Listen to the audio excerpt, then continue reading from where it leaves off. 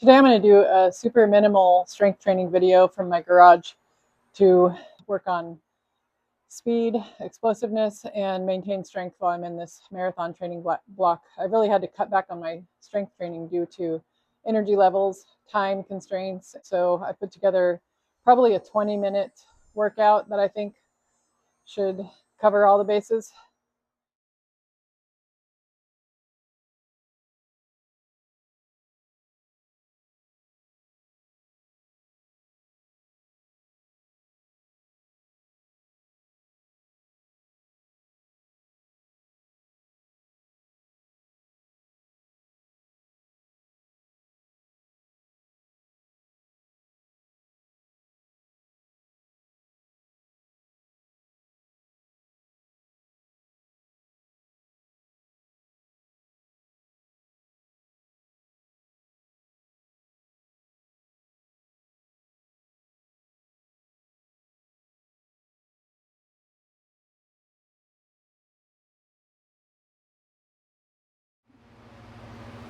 Kettlebell swings build explosive hip drive, the same motion you'd use to propel yourself forward while running. They train the whole posterior chain, glutes, hamstring, and lower back to improve speed and efficiency. And they help with the endurance posture by strengthening the muscles that keep you upright when fatigue sets in. To set up for a proper kettlebell swing, think hip hinge, not a squat.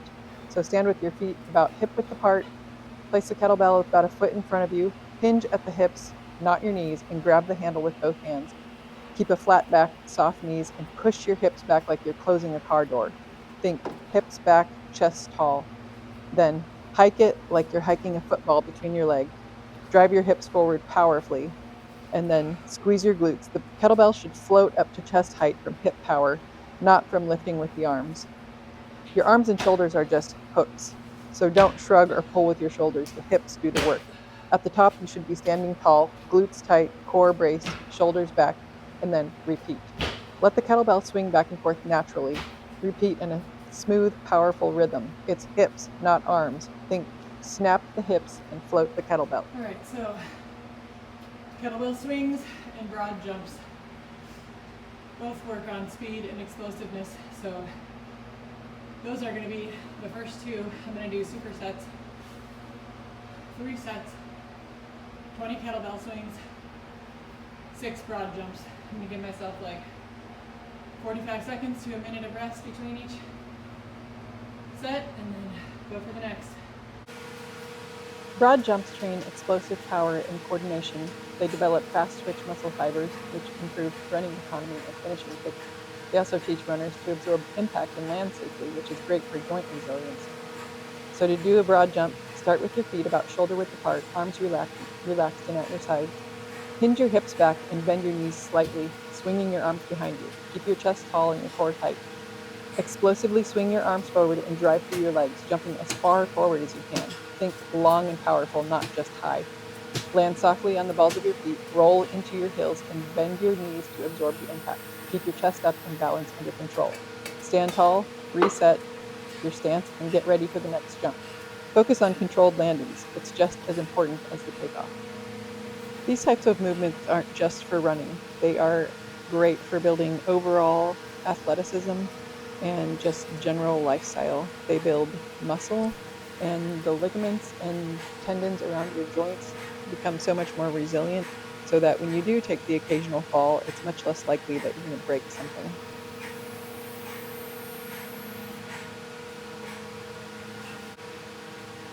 Another side benefit of jumping and explosive movements is building bone density, especially as you get into your older years when bone density starts to decrease. Power and explosiveness is over. It only took about 7 minutes. Now I'm going to do some strength. I'm going to superset between squats and deadlifts. And normally I'd be using 145 to 165 pounds if I were at the gym. But I don't have my own squat rack here, so just gonna have to deal with it and go for like a 70-pound squat today. Like I said, minimalist.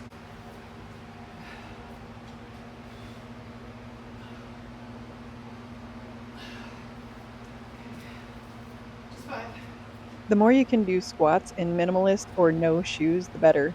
Not only does it build leg strength and endurance in your quads, glutes, and hamstrings, it also improves ankle, knee, and hip stability to reduce injury risk through strengthening those little stabilizer muscles and ligaments and tendons in those joints. There's not many exercises that can beat the deadlift in terms of strengthening the entire posterior chain, the glutes, the hamstring, and the back, which are pretty much the engine for running. It improves core stability and reduces the risk of overuse injuries like hamstring strains and lower back pain. And it also teaches runners how to generate power from the hips, not the knees, helping with efficient running mechanics. The deadlift is another hip hinge movement, not a squat. So you want to stand with your feet about hip width apart, barbell over your midfoot, toes pointing straight ahead. I like to put mine slightly outward. Grip setup, hinge at the hips, bend your knees slightly, and grab the bar just outside your legs. Keep your chest tall, back flat, and core braced. I like to use what's called a hook grip. So I have one hand under and the other hand over. Engage your shoulders, your shoulder blades, pull them back and down. Think proud chest, tight lats. Your arms are hooks. They don't pull the weight. All they do is hook. Drive through your heels, push the floor away, and stand tall. Keep the bar close to your body the entire time. At the top, squeeze your glutes and lock out your hips. Don't lean back. Hinge your hips back first and then bend your knees once the bar passes them. Control the weight back down to the floor. Remember, it's a hinge, not a squat. Hips back, chest tall, and drive through the heels.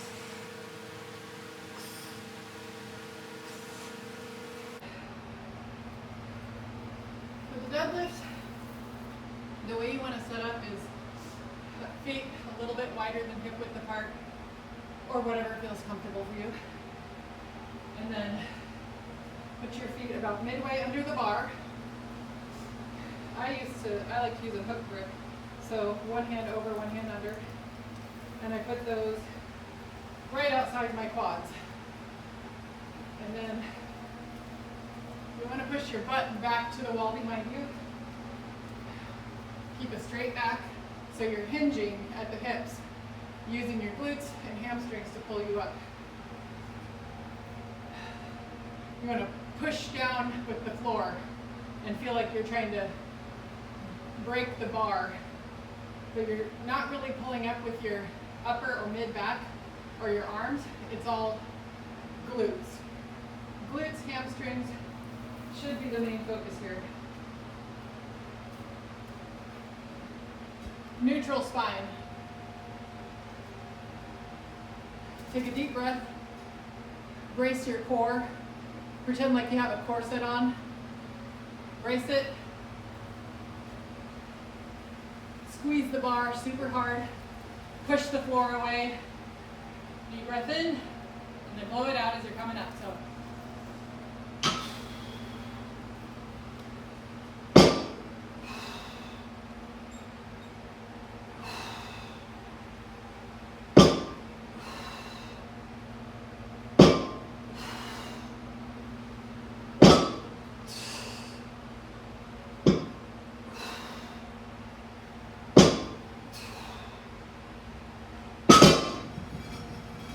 And when you're coming down with the deadlift, you can come down quickly, like just sort of let it drop.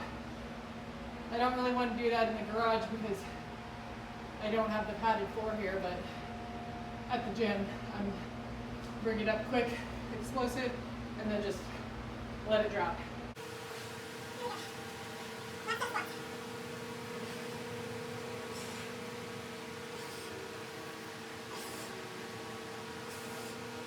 Set of deadlifts. After this, it's all easy, except for push-ups.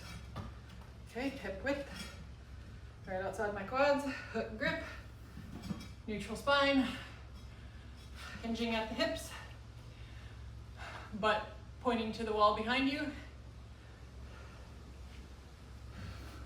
Push the ground away, brace, push the ground away, and blow out.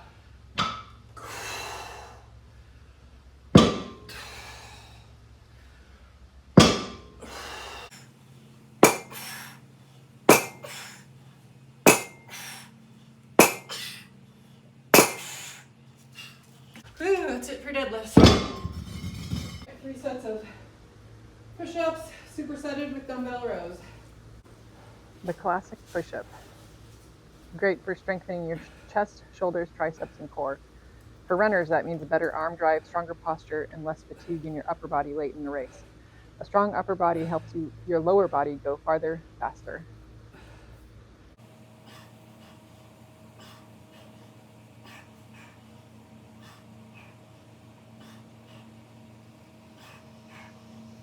All right, 15 push-ups. Dumbbell rows. Let's get this done. Gonna do 10. Just gonna go for it without the bench today. Dumbbell rows. Don't want to forget about your back. Rows build your upper back, lats, and core stability, all of which help keep your posture strong during long runs. The stronger your back, the less you'll collapse forward when you get tired.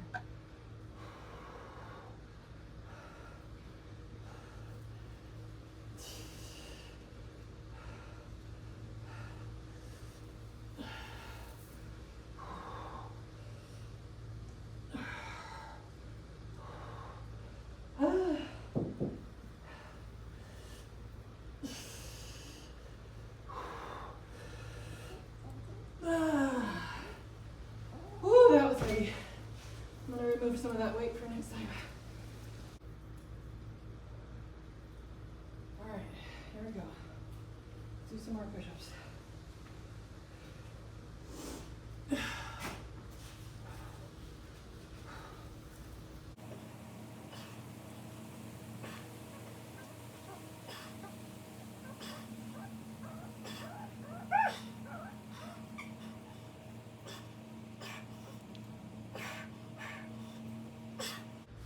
All right, another set of dumbbell rows.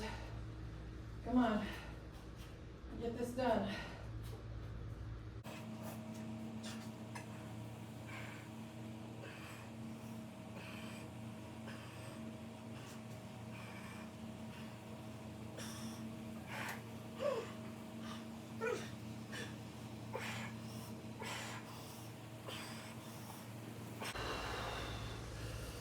All right.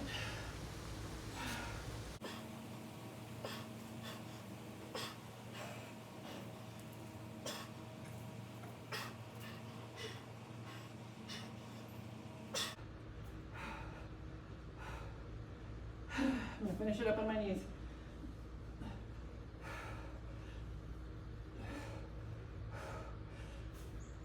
All right. Last set of dumbbell rows, and then I'm done. Woo, this kicked me in my butt today.